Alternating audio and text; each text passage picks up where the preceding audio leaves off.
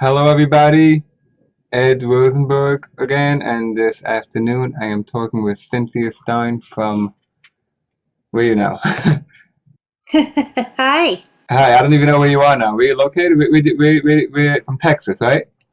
Oh yeah, we're in Dallas. You're back home, right? But what I meant was you're back from China. That's what I meant. Yes, I just spent the last slightly over a week in China, and it was an amazing experience. I got to speak to well over 2,000 Chinese Amazon sellers, and it was pretty intense. So, I did focus groups, and I just spent the whole week learning about Chinese sellers. It was quite interesting. Now we always say Chinese counterfeiters. What do they say about us? American counterfeiters? No, actually, you would find that you would be surprised at how similar the Chinese seller is to like your viewers, right? Very creative, tends to think outside the box, which Amazon doesn't always appreciate.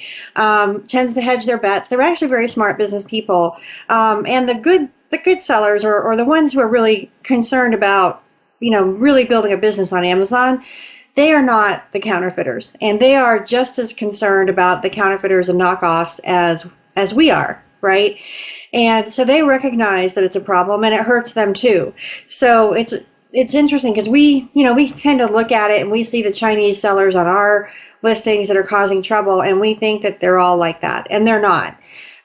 Some of the biggest companies on Amazon are actually Chinese companies, and they're producing really good products. Like Anchor is an example of this, Anker. I got to see their CEO speak at the same conference that I was at, and they're doing 40 million a month on Amazon. I Wow. mean, they're a big seller, right? And they're a good seller. They're clean. They're hardworking, all that stuff. But because there are so many kind of shady sellers, it does, it does make them people think about, oh, well, all the Chinese are like this or that. And they're just as concerned as we are about that. Although I had to laugh because almost every seller I met with had multiple accounts Mhm. and things like that. And they were just like, well, of course I do. I mean, some of them have like 10, 15, 20. I don't even know how they keep track of that many. Um, and so that made me laugh because I'm like, oh, yeah. Right. Where have you seen that before? Yeah. Okay, but so that you told me how they're similar. How are they different?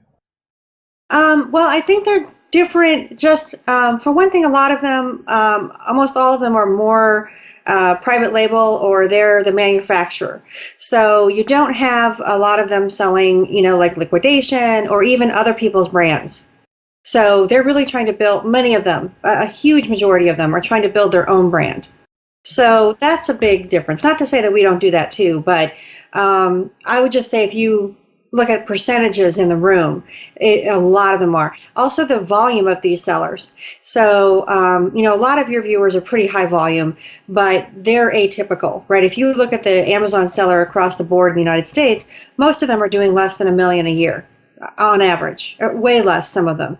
Whereas for a Chinese seller, that would be a very small account. Like they'd be embarrassed to tell their friends that they were only doing 100,000 a month. That would be a lot of them are doing multi millions within the first 6 months.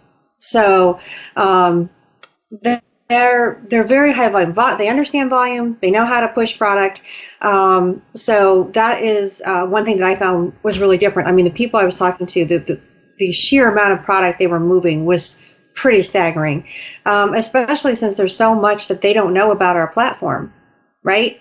So, I mean, or even how they don't even know how to, a lot of them don't know how to set up listings properly, or things like that. And yet they are still just, selling a lot of units. So, I think is how to really do volume.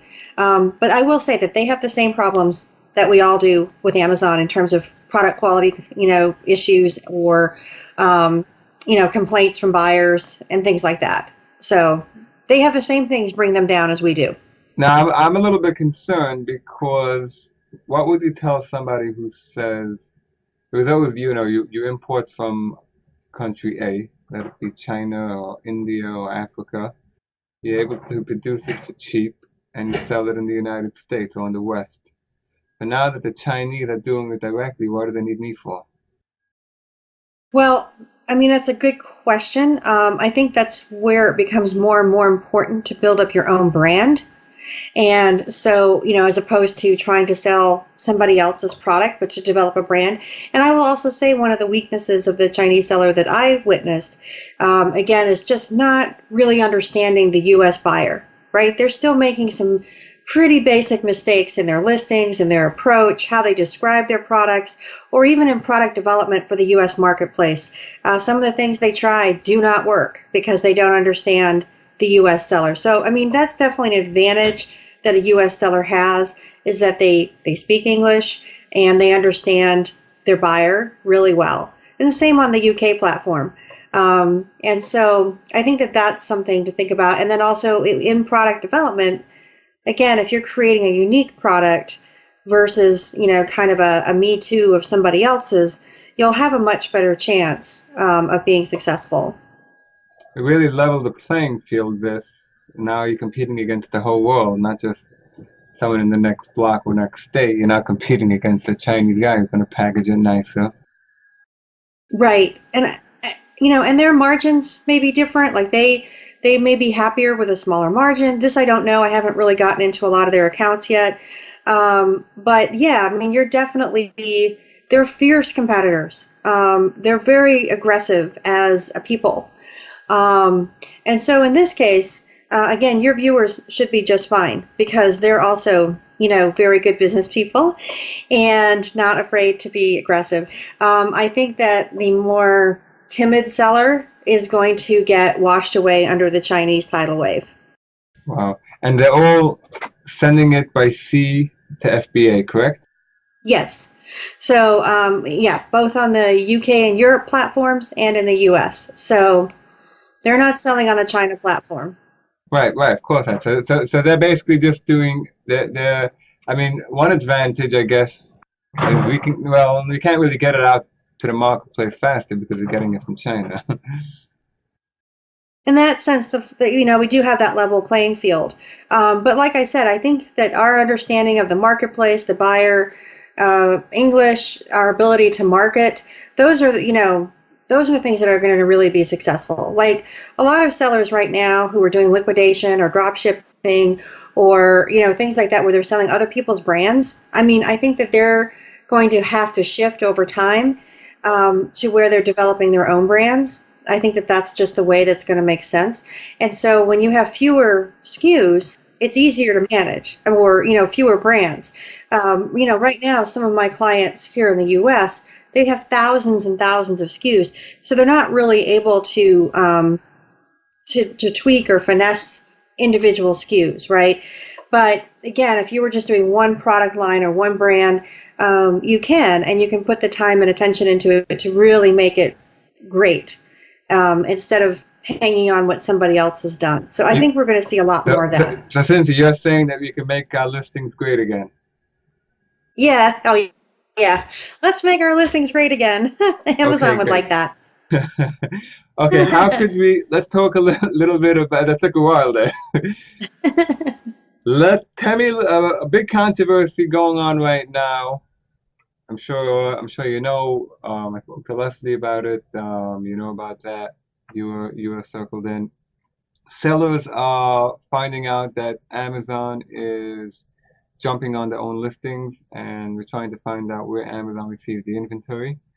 And I can tell you my analysis so far is that it isn't a one size fits all answer. Some people are getting it through Vendor Express. Some people it could be in some cases Amazon is drop shipping from the actual seller's listing. I think there are a variety of factors in place, and which is giving the impression that it's one large problem. I don't think it's going to be one size fits all answer. Do you agree? I agree. This is really weird because while I have seen this from time to time, where Amazon has started selling, a seller's inventory in the past, it really has usually been some kind of mistake. Like they find a pallet lying around somewhere Right. And they're like, oh, well, this must be ours, and they sell it. But that is not that's not what's happening here unless there is just a big fail in the warehouse because there's too many of them. It's not a one here and there Exactly. thing. Exactly. And so something odd is happening. And then, like you said, some of them, it's really how they're getting the inventory is really different. So all I would say at this point for sellers is to really look and reconcile your shipments, as boring as that is, because that's really the only way you're going to know. And this is how some of our clients discovered it, because they're like, wait a minute, I sent in 1,000 units. Amazon says I have 250. I didn't sell 750, right? So they, they picked up on this discrepancy right away, and then they would notice that Amazon had 750 units all of a sudden. So that case was pretty obvious. But the thing is, you would think, okay, so if we point it out to Amazon, then they'll fix it, right? And it's not happening as fast as it should. So that's been kind of unusual. And so I guess for the time being, all we're saying to sellers is just keep an eye on your shipments. Make sure that when it gets in there that it really is getting notated for you. And then if you have an ASIN that suddenly you see sales kind of nosedive, you think, wait a minute, I'm selling, 50 of these a day, and all of a sudden I'm selling, 5. Go and see what's going on, because if Amazon is selling it against you all of a sudden, make sure they're not actually selling your inventory. Now, the thing is, if they do that for you, you can report it as lost inventory. So if they steal 750 units of your stuff, you can make them pay for it. And so that's the other thing, we're encouraging sellers to do if they find the discrepancies, to file, a claim so that they can at least get their money back one way or the other, either get their money back or their inventory back. And of course, it's no fun to have to compete with Amazon, but at least if you can get your money back, you can go buy something else. So we hope to find out what's actually happening. So I've got some inquiries in. Now, would you know, like, if I have a listing that's brand registered, so obviously I control the content. Mm-hmm. If somebody sends it in, someone else sends it in through Vendor Express or Vendor Central. But from what I understand is that the vendor now supersedes the seller who had a brand registry item, and then they can control the content. Technically, yes. So what's happening there is that when you send something through Vendor Express, you're basically Amazon, right? That you have the power of Amazon, you are Amazon. So the question always becomes, how did that vendor get a hold of your product, right? That they're selling it to Amazon now through Vendor Express, because that's the big question. But yes, if they're selling it that way. Now, I have clients who do both, right? So they are the vendor and they're the third-party seller. They just cover their bets that way. But, basically, yes, that's the problem. So any change that Amazon makes to a listing sticks, and it's Amazon, and you have to prove that Amazon is wrong. So like I said, this is where if you're brand registered and this is your product and you're not selling it to anyone else, they technically shouldn't be able to do that. Right, but I have someone in the group. He's saying that he's brand registered. I'm having trouble saying that. And all of a sudden, like everyone else, Amazon started selling their listings. And the person who sold it to Amazon through Vendor Central changed the description of the listings. And now like his arms are sort of cut off because he can't change it back. Right. So again, I guess I would try to track it down and try and figure out how this other seller got a hold of your client's merchandise, right? Because that's the first question. How did they do that? If you're the brand owner and you're controlling the channel. So, and in that case, if he suspects that it's Amazon who sort of stole his stuff, again, why would they change the listing?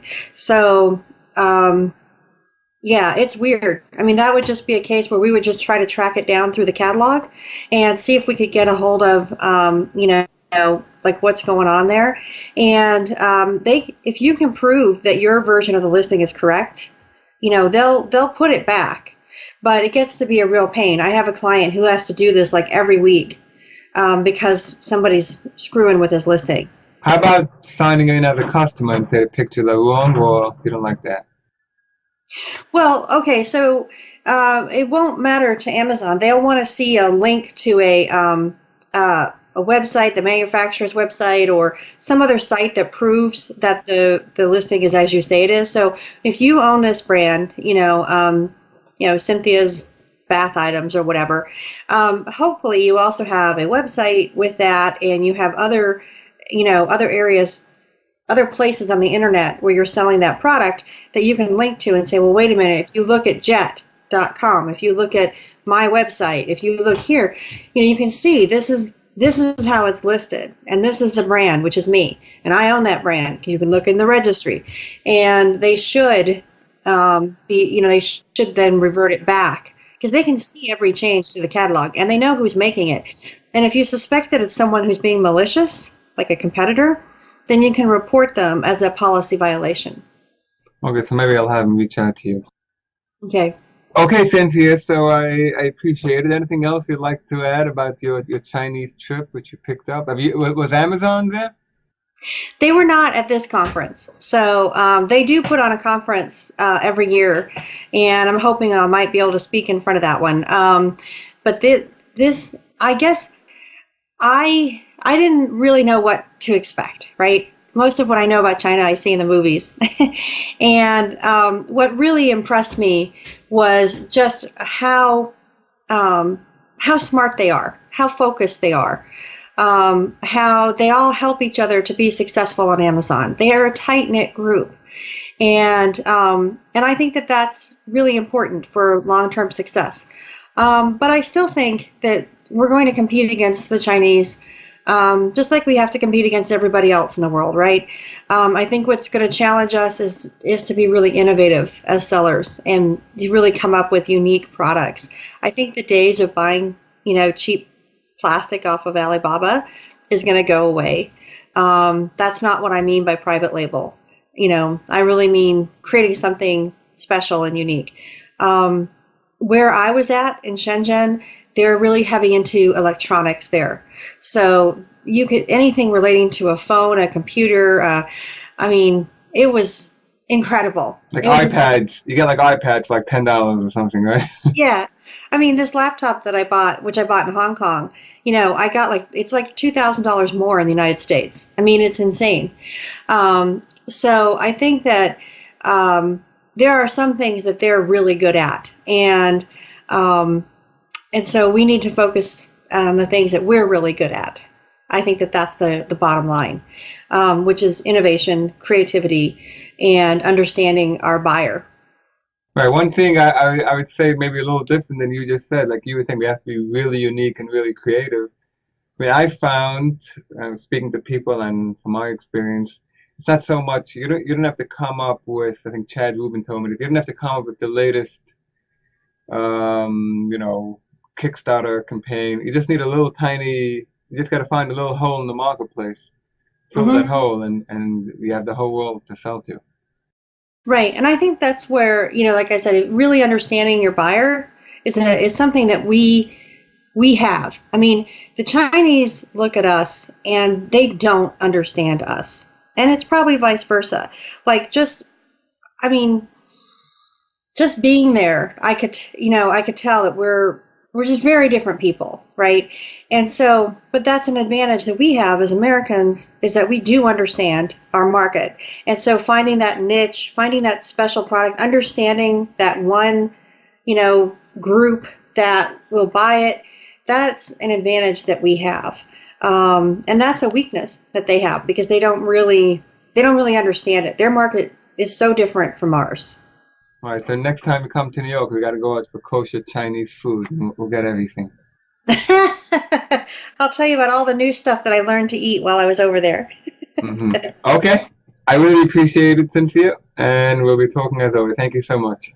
Okay, bye. Bye-bye.